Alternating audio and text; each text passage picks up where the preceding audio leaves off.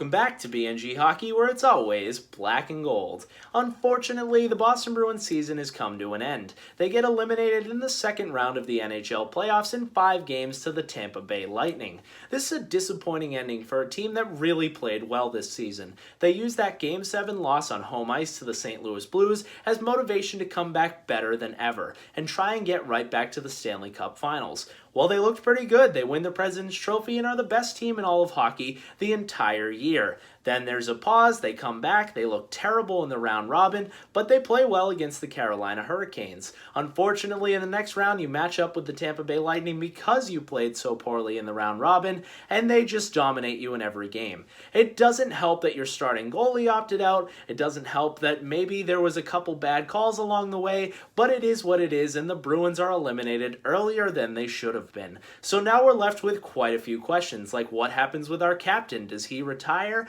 Does he sign another year? Does Tuukka Rask get traded? Does he retire? Does he come back? And is there any drama because he opted out in the middle of the playoffs and kind of left his team hanging? Are there any core players that will be moved? Do we go into a dreaded rebuild? We have plenty of RFAs, UFAs. I will go over all of this and more starting now. I want to start things off here by talking about our captain, the big man, Zdeno Chara. Now, there was speculation pretty much immediately after that game on whether or not this would be Chara's last game in the NHL. And I'm going to be honest with you here. I don't think it's going to be, and I don't think it should be. I know there are plenty of Bruins fans who are frustrated with his play this postseason. I realize that he's not the Norris-winning defenseman that he once was, but at age 43, we can't really expect that from him anymore. He's still playing too many minutes at over 20 minutes a game most nights. I think that he should be just under that, honestly. I think he's still really effective as a penalty killer. He obviously has that size, being the tallest player of all time. He has that incredible reach with the long stick.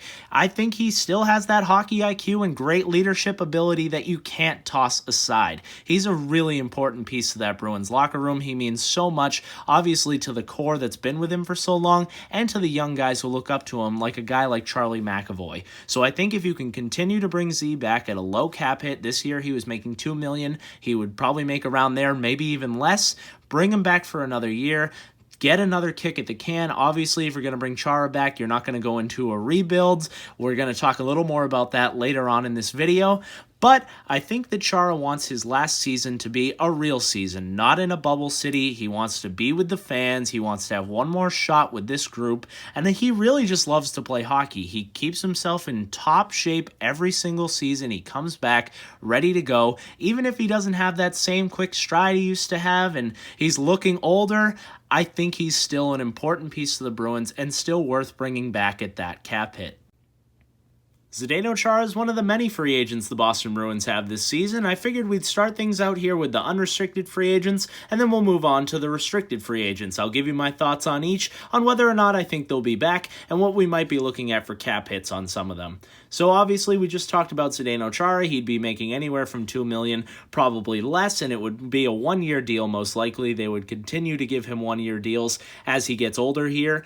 Torey Krug is probably one of the top free agents in this class. It's not really the best class. We're going to take a look at some free agent targets the Bruins might be looking at, and Torey Krug is better than most of them. I would say he's definitely in the top 5 free agents in this class, and it's an older group as well. So I think if somebody is looking for a defenseman, Torey Krug is at the top of their list, and he is going to get paid. This guy puts up numbers. He's a solid power play guy. He's a great all-around defenseman. Even though I think he struggles in his own end, I see plenty of teams that would definitely be willing to pay Krug anywhere from 7, 8, maybe even 9 million. Now, the cap is staying flat because of the coronavirus pause, so teams don't have as much money to throw around as they thought they might, but if a team really likes Torey Krug, a team like maybe the Detroit Red Wings, I know Krug is from Michigan, and they have a lot of cap space. They're trying to rebuild. If they really like this guy and they want to throw him that money, the Bruins can't compete, and I don't think they should compete. I don't think it's really smart to keep Krug. I think we have plenty of depth defensemen and young defensemen that can grow and maybe even be better than a Krug. Who knows? I think Matt Grzelcyk is very similar to him. He doesn't maybe have the star ability, but I think he could certainly fill in for Krug on a second power play role and play some of those minutes, and I think Grzelcyk is a little bit better defensively. He's also a free agent this season, but he's restricted, so we will get to him shortly. Moving on to some depth guys here, Joakim Nordstrom had an incredible playoff. He was hitting, he was blocking shots, he looked really good. I would think the Bruins should move on from him. I think he's normally just a normal depth guy that you can fill in with anyone from Providence or another guy that you can sign for $1 million. If the Bruins really want to bring him back, I would hope it would be on a short-term light money deal, like a $1 million a year for 2-year kind of deal. I'm really not crazy about Nordstrom. I'd probably move on from him. Kevin Miller, so long. Way too injury prone. Doesn't even make this blue line. There's way too much young talent that's jumped over him, so I would let him go. Fitzgerald is a depth piece in Providence, still on the younger side. If you really like him on the Providence Bruins, it's important to have talent down there as well for development, so if you can get him to a good deal, I'd bring him back. Petrovic is an interesting one. He never really made the Bruins lineup. I thought he would maybe be here as a depth piece. He's certainly a top defenseman at the AHL level, so again, if you think you want to bring him back for the Providence Bruins, by all means. And Max Legace is a goaltender. He did end up coming to the bubble with the Bruins, but didn't get in any games. He has seen a little bit of NHL experience with the Vegas Golden Knights, where the Bruins have so much young talent coming up at the goaltender position with guys like Swayman, Kaiser, Vladar. I think those guys will get chances not only with Boston, but with Providence as well, so you probably let Max Legace go.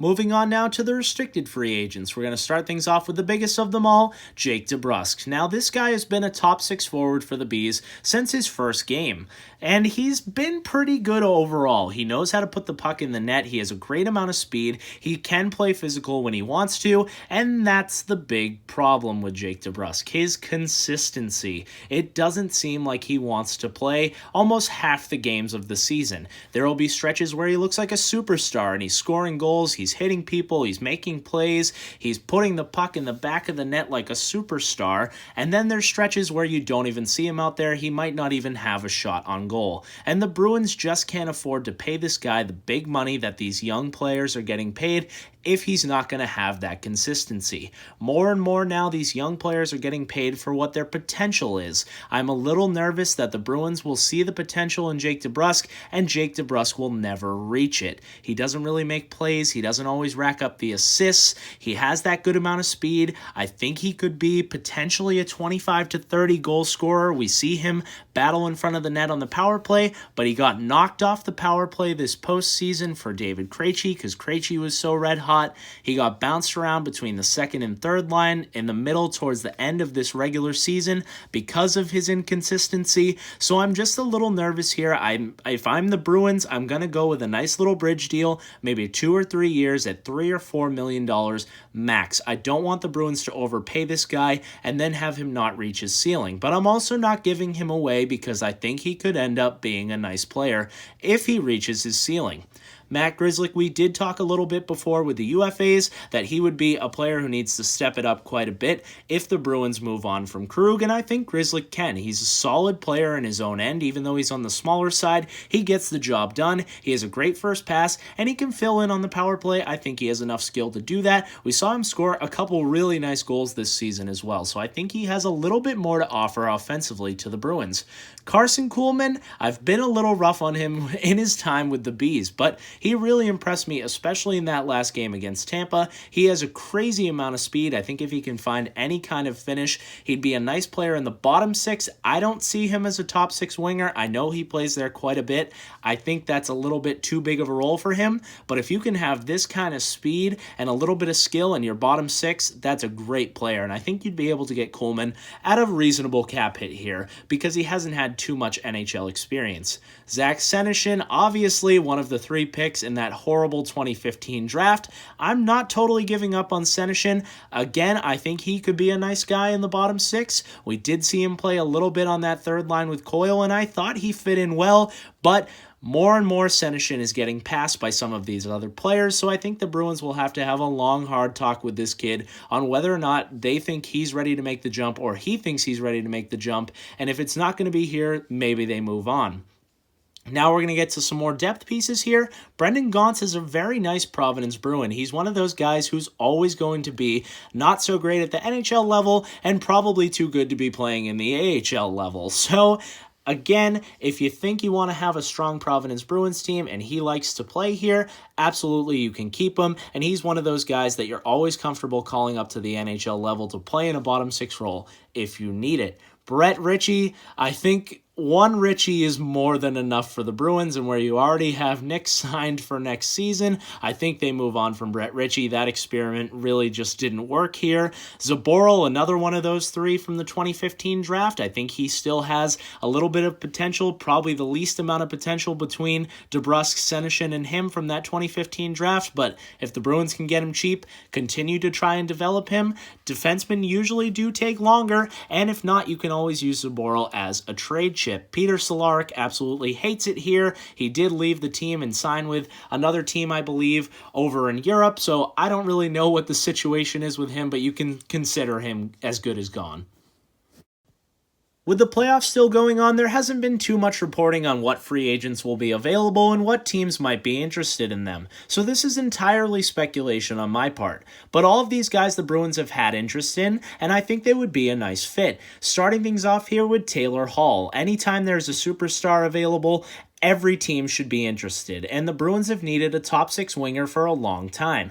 Now, Hall isn't necessarily still the MVP caliber player he once was. He could definitely still get to that point. He is still on the younger side, and I think if Taylor Hall is your best player, that's not a great situation for a team, but if Taylor Hall is your second, third, fourth, fifth, maybe even sixth best player, then you have a Stanley Cup contending team, and then Taylor Hall really gives you his full value. Sometimes I think the pressure gets a little too much for him, and he's not the greatest all-around guy, but he is definitely an offensive juggernaut and would be spectacular playing on this Bruins team. It's going to be tough for them to afford him. He's going to be one of those guys who really gets paid, and he might even end up staying with the Coyotes. Now, they could go with Tyler Toffoli, who is a cheaper option for the top six forward spot. The Bruins have been interested in this guy for a long time. He's a player who can put the puck in the back of the net. Immediately since he came back into the lineup for the Vancouver Canucks, he has helped them out, even though they're down in their series against the Vegas Golden Knights. I think Toffoli is a really nice player who will get interest from quite a bit of teams because he's that second-tier scoring guy. If whoever loses out on Taylor Hall or some of the upper echelon players, they would definitely go after a guy like Toffoli, and even he might be out of the Bruins' price point.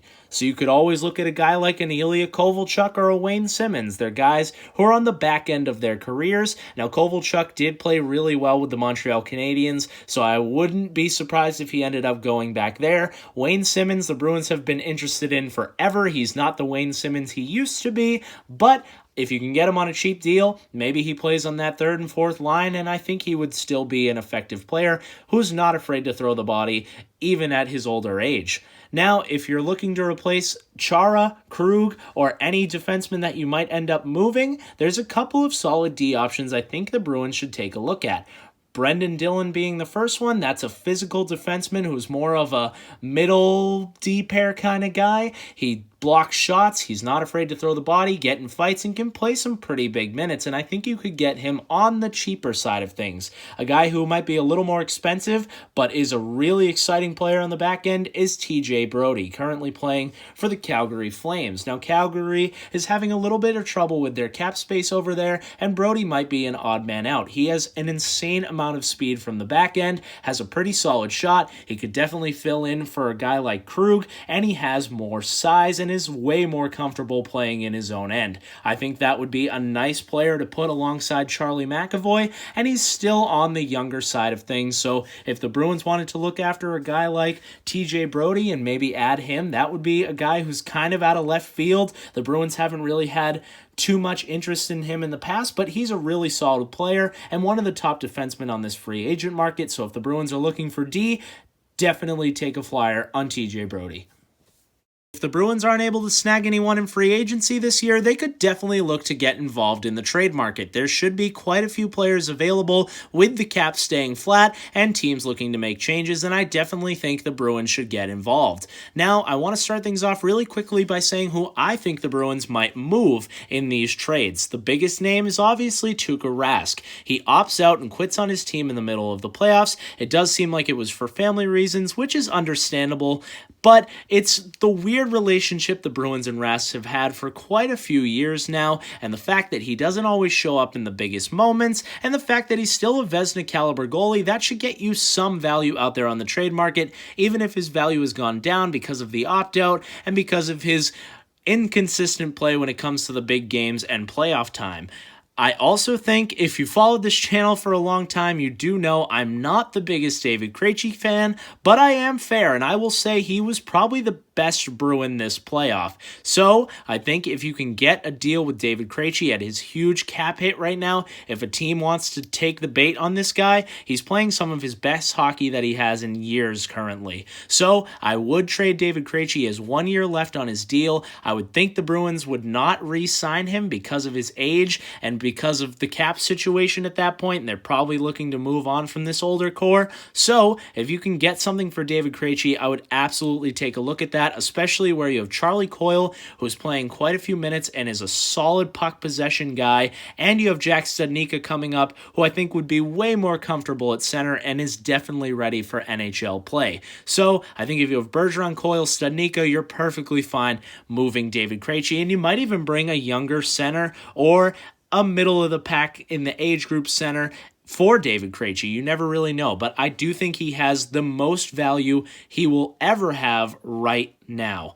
Also, the Bruins have some depth guys they could look to move. A guy like John Moore has a pretty big cap hit and 3 more years. He's been passed by some of these younger guys like Clifton and Lozon. Maybe you look to move on from him, but if you're going to lose Chara and Krug, I would guess they would keep Moore because he doesn't have a crazy big cap hit and he is a left shot, so he could fill in there if the Bruins aren't able to get any left defensemen from a trade or from free agency. Let's look at some of the targets I think the Bruins should and most likely will be interested in. The first one is Johnny Hockey, Johnny Gaudreau. We know that the Bruins love trading for guys who are either from here or have local ties. Obviously, Johnny played his college hockey around here. He's still a star player, maybe not the superstar he once was, but I still think he has quite a bit of upside. He's still on the younger side, 27 years old, and I think Calgary's just done with him. They're a little frustrated. They feel like he's sometimes inconsistent. Him and Sean Moynihan can be great together at times,